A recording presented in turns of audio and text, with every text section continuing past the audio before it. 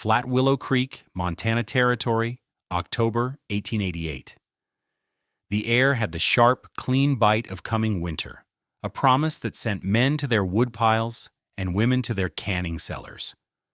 But Soren Lund was not splitting wood. He was dismantling his own hearth, the very heart of his family's new cabin. With a crowbar and a quiet intensity that unnerved his neighbors, he was prying apart the neat, fieldstone fireplace that had been finished less than a month before. Briscoe Tate, when Tralnaniam am Monstars, the master framer who had overseen the construction of nearly every structure in the settlement, stood with his arms crossed, a look of profound disbelief on his face. He had built over 50 cabins across 2 territories and had never seen such a baffling act of self-sabotage. "Lund, what in God's name are you doing?" Tate's voice was accustomed to command, to declaring what was right and what was foolish. "You're ruining a perfectly good fireplace. That mortar isn't even fully cured." Soren grunted, leveraging another stone loose. Behind him, propped against the log wall, was the cause of the commotion. A massive, 4 by 5 foot sheet of 1/4 inch thick boilerplate iron. It was a dark, menacing rectangle of industrial purpose, utterly alien among the hand-hewn logs and river stones. "It needs to go behind the stone," Soren said, his Danish accent softening the edges of his words. He didn't look up. "Behind it?" Tate stepped closer, shaking his head. "That's crazy. That plate will get hotter than a smith's forge. It'll expand, it'll warp, and it will crack every single one of those stones to pieces by New Year's. You're building a disaster." The mockery was plain in his voice, the confident pity of an expert observing a fool. The word spread quickly. By evening, half the settlement knew that the quiet Dane, Soren Lund, was engaged in a fool's errand, tearing apart his own home on the eve of winter. What did this Danish shipwright, a man who understood the thermal mechanics of steamship boilers, know about the movement of heat that a master frontier builder like Briscoe Tate had completely missed? If you've ever sat by a roaring fire and still felt a chill creep up your back, hit that subscribe button. I promise you, by the end of this story, you will understand a forgotten principle of thermal physics that could have revolutionized frontier survival. This isn't just a story about a man and a fireplace. It's about a fundamental truth of how to live with the cold. And do me a favor, let me know in the comments what part of the world you're watching from. It's fascinating to see how far these old stories travel. Soren Lund was not a cabin builder. He was a creature of iron and sea. He had spent 15 years of his life in the engine rooms of steam trawlers out of Esbjerg, a port town on the harsh western coast of Denmark.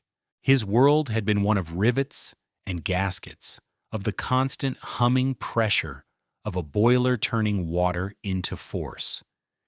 He understood that heat was not a gentle ambient comfort. It was a powerful, directional energy that had to be managed, contained, and respected. He knew how the thick iron walls of a firebox absorbed the inferno within, not just withstanding the heat but becoming saturated by it, holding it long after the coal shovel was laid aside. He knew how that heat radiated, how it traveled through solid metal, and how it could transform the state of everything around it.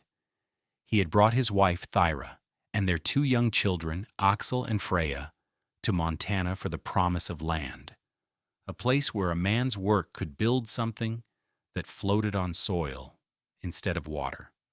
They arrived in the spring of 1887, and with the help of men like Briscoe Tate, built a standard single-room cabin with a small sleeping loft. It was tight, well-chinked, and by all frontier standards, a solid home. Then their first winter came. It was a brutal education in a different kind of physics. The cold in Montana was not like the damp, salty chill of the North Sea. It was a dry, predatory cold that seemed to suck the life out of solid objects. The massive stone fireplace, built by the book, was a voracious beast. It consumed cord after cord of their precious, hard-won wood. It roared and threw a curtain of heat a few feet into the room, creating a small bubble of livable space. Step outside that bubble, and the temperature plummeted. The family lived in that 10-foot circle. They ate there, Thyra mended clothes there, and the children played on a small bearskin rug. At night, the fire would die down, and the cold would reclaim the cabin with astonishing speed. They slept in coats and hats, buried under every blanket they owned. Soren would wake in the dead of night to the sound of Freya's coughing and see his breath mist in the moonlight filtering through the single glass window. In the morning, a delicate, beautiful filigree of ice would cover the inside of the walls. The water bucket by the door was often frozen solid. Thyra spent her days stuffing tiny strips of cloth into invisible cracks, a futile battle against an invading army of cold air. The small bedroom they had partitioned off behind the hearth was the worst. It shared a wall with the fireplace, yet it was an icebox, consistently 10 degrees colder than the main room. Soren realized the heat was going everywhere, except where it was needed most. The problem wasn't the cabin's construction, which was as good as any on the creek. The problem was a fundamental misunderstanding of the enemy. Briscoe Tate and the other builders knew how to fight the wind, with tight logs and good chinking. They did not know how to fight the physics of heat loss. The conventional frontier fireplace was a masterpiece of inefficiency. Its primary mode of heat transfer was radiation, which works on line of sight. If you could see the flames, you felt the heat. This meant the front of your body would be roasting while your back remained cold. The stones of the hearth would warm up, yes, but they radiated that heat equally in all directions, into the room, into the frozen ground beneath them, and uselessly into the thick log wall they were built against. Worse than that was the monster of convection. A large, open hearth draws a tremendous amount of air to feed its combustion.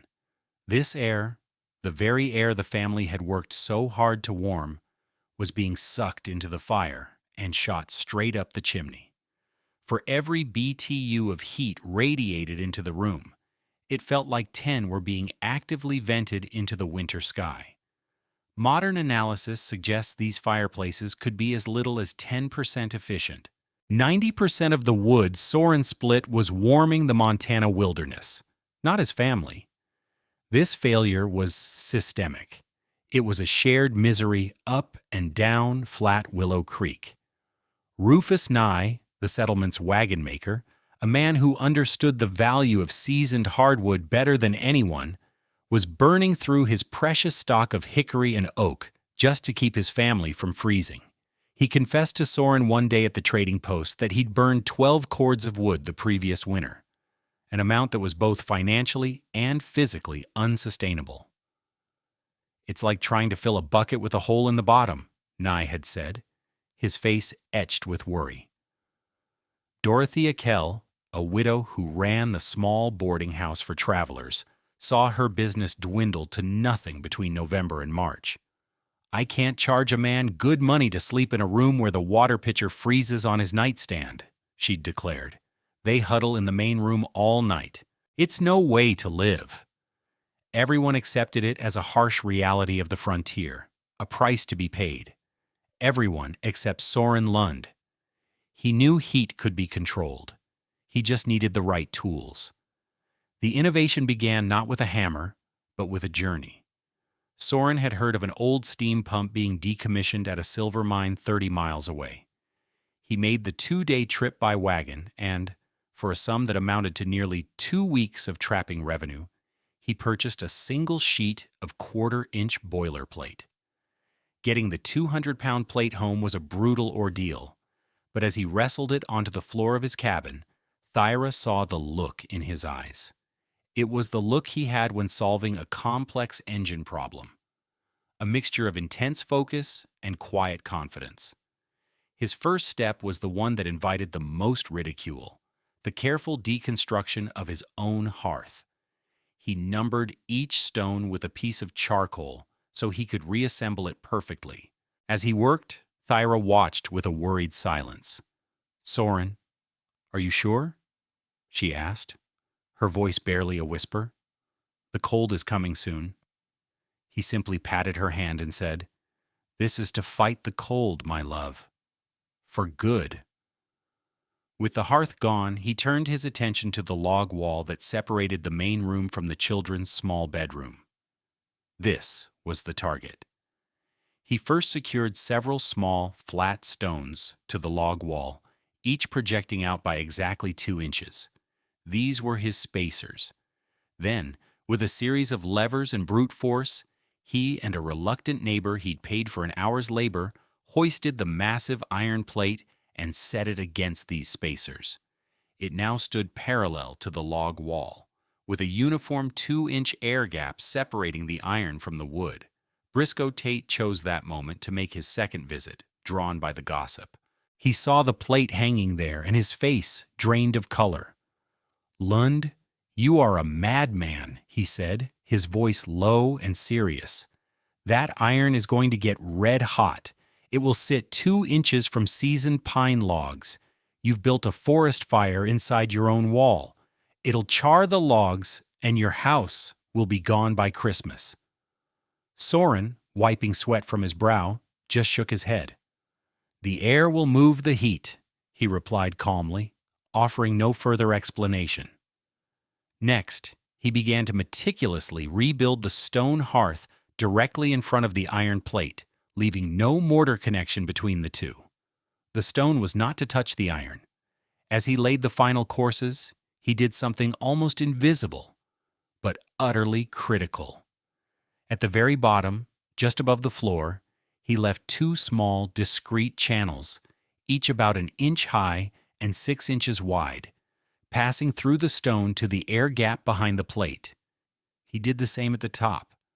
Rufus Nye, the wagon maker, stopped by on his way from the smithy. He was a practical man who understood the forces of expansion and contraction in wood and metal. "That much iron is going to grow when it gets hot, Soren," he advised, his tone more concerned than mocking. "It'll heave your whole chimney clean off its foundation. I've seen it happen with smaller stove inserts. It'll destroy itself." Soren pointed to the slight gap he'd left between the top of his stonework and the chimney flue. "The stone is not tied to the plate," he said. "It will have room to move."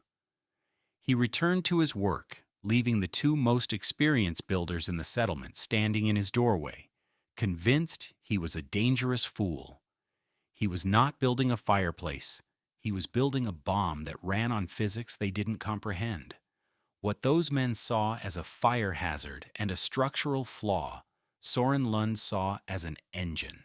He had not built a simple heater. He had constructed a 3-stage thermal machine. The science was elegant, born from the unforgiving logic of the steam age. The first principle was thermal mass. The 200-pound iron plate was, in effect, a heat battery. While the fire was burning, the flames and hot coals radiated immense energy.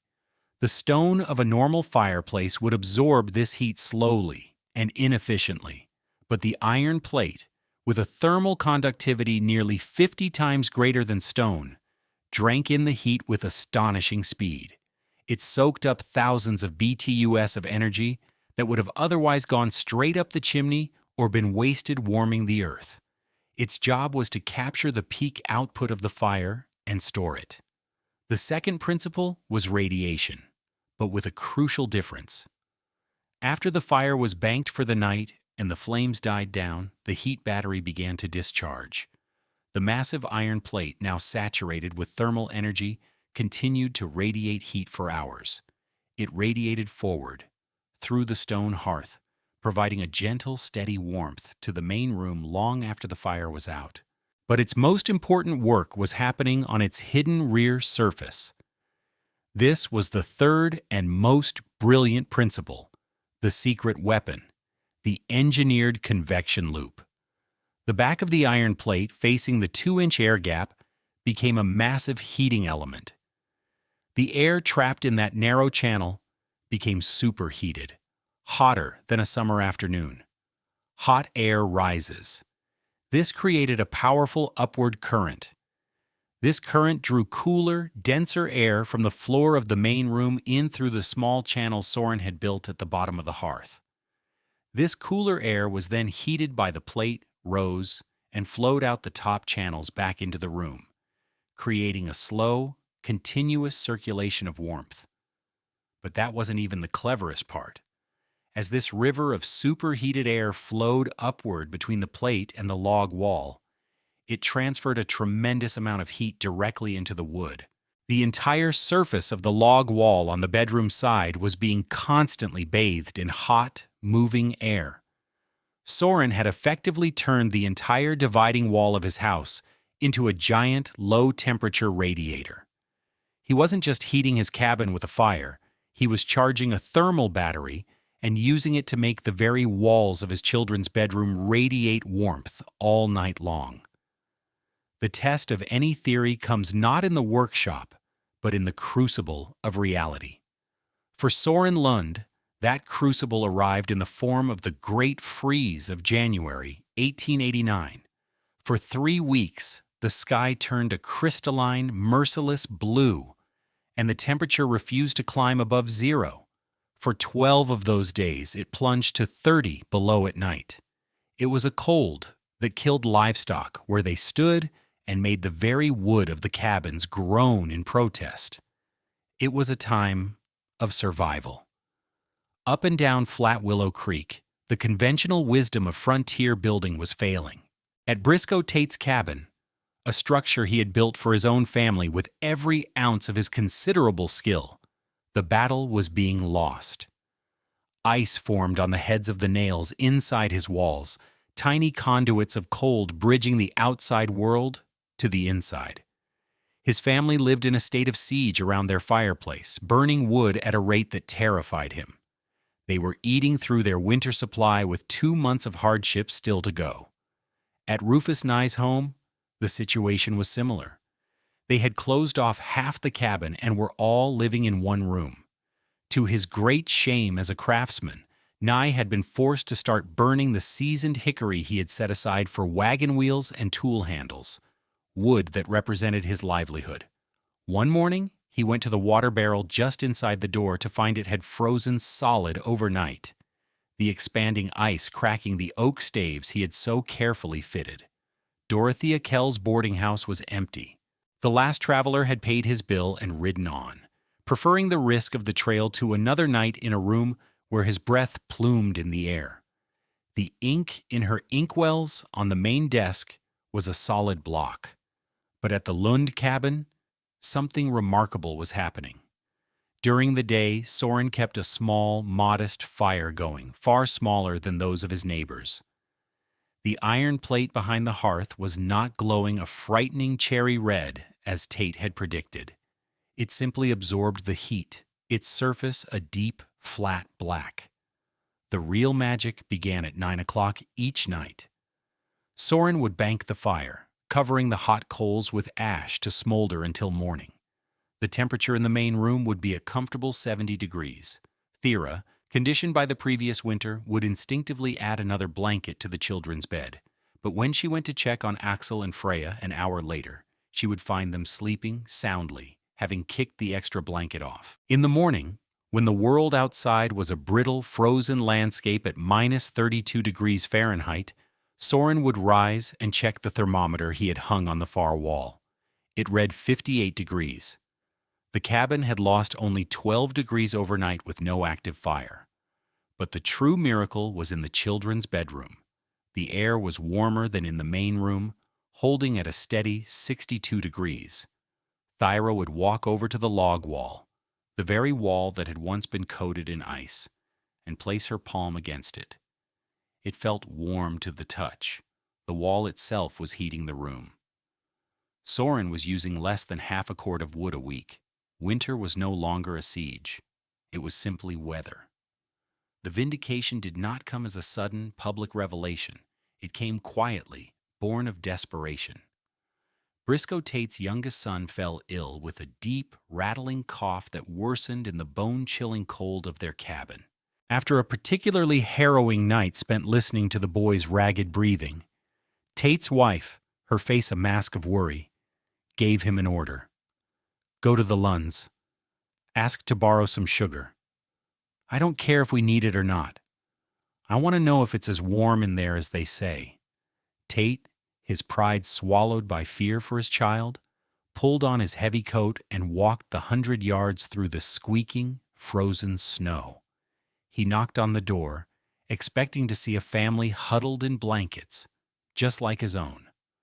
Soren opened the door, and the first thing that struck Tate was not a sight, but a feeling. A wave of stable, even warmth washed over him, a warmth that felt impossible in the current cold. It wasn't the scorching, directional heat of a roaring fire, but a gentle, pervasive comfort. He stepped inside. His eyes, accustomed to the gloom of his own cabin, took a moment to adjust. He saw Axel and Freya playing on the wooden floor in their stocking feet and simple wool shirts. He looked toward the hearth and was stunned to see only a bed of dull, glowing coals. There was no fire, yet the room was warmer than his own had been at midday, with a blaze big enough to roast a pig.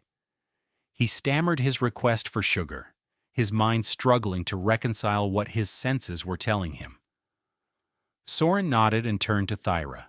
As she went to the cupboard, Soren saw the look of utter confusion on the master builder's face. "Briscoe," he said quietly, "come here." He led Tate past the partition and into the small bedroom. The air was even warmer. Soren gestured to the interior log wall. "Put your hand there." Tate, hesitant, reached out and laid his palm flat against the logs. His eyes widened. He pressed harder, as if he couldn't believe the sensation. He slid his hand across the surface, tracing the lines of the chinking. The entire wall, from floor to ceiling, was emanating a gentle, steady heat. It was like touching a sun-warmed stone on a summer day. He pulled his hand back and stared at it, then at the wall, then at Soren Lund. The arrogance, the certainty, the mockery, it all fell away, replaced by a profound and humbling respect. "Lund," he began, his voice cracking slightly, "I don't understand. The fire is nearly out." "It's not the fire," Soren said. "It's the heat from yesterday's fire. The iron holds it. The air moves it into the wall." Tate looked at the Danish shipwright, a man he had dismissed as a fool, and saw the quiet genius he had been blind to. "Soren," he said, his voice now clear and steady, "I've built 50 cabins in this territory. I thought I knew everything there was to know about keeping a family warm through a Montana winter. I was wrong. I was completely and utterly wrong." Soren Lund simply nodded. "The ship's engine room taught me," he said. "Heat wants to move. You just have to tell it where to go." Briscoe Tate did not just apologize.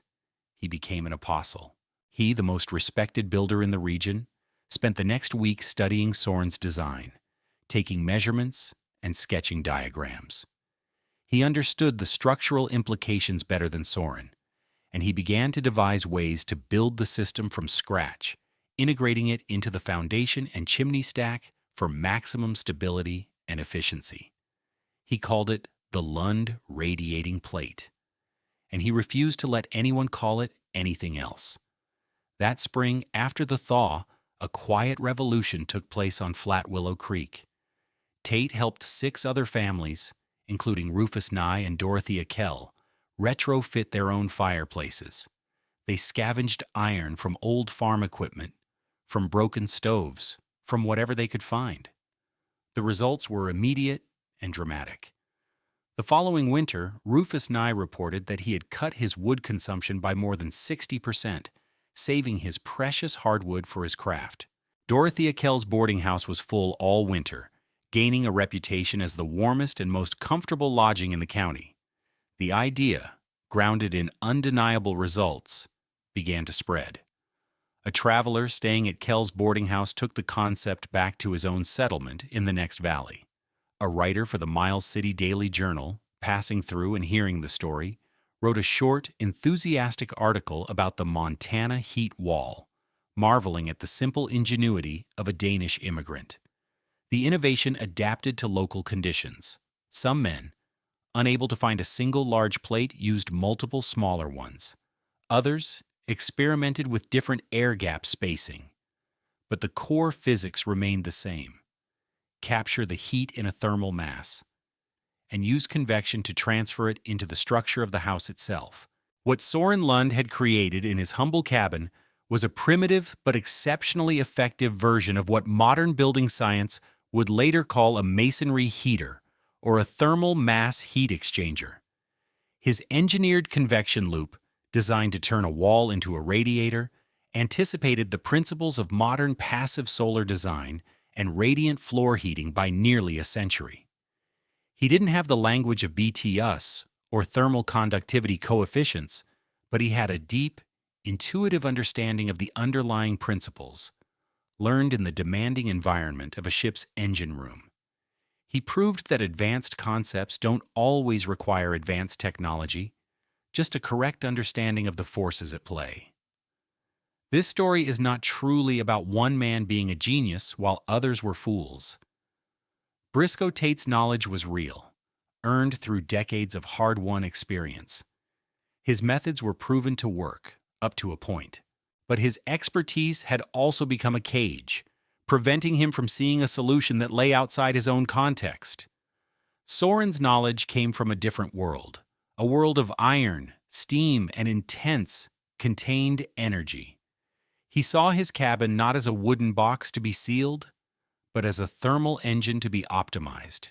Innovation rarely springs from the center of a tradition. It is almost always injected from the periphery. It is the outsider, the one who does not know the rules, who is most likely to break them, and, in doing so, create something new. On the frontier, a man's reputation was not built on his past credentials or the confidence of his speech. It was built on results. A theory of home heating was just so much hot air until it was tested by a 30 below freeze. Soren Lund's quiet work had passed that test. That is how real wisdom spreads in a place where survival is the only measure of success, not through loud pronouncements or academic papers, but through the simple, undeniable fact of a warm cabin and healthy children in the dead of winter. If you found this piece of forgotten history as fascinating as I did, please take a moment to like this video and subscribe to the channel. It tells the platform that this kind of deep dive storytelling is worth sharing. And I'm curious, what other old world building techniques or forgotten pieces of practical wisdom have you heard of? Share them in the comments below. Disclaimer: the story you have just heard is a historically inspired reconstruction for educational and storytelling purposes. The characters, names, and specific events are fictional, but the building techniques and scientific principles are based on real historical practices of thermal mass heating. Any application of these principles in a modern context should be done in accordance with current building codes, safety standards, and with the guidance of qualified professionals. This content does not constitute professional engineering or construction advice.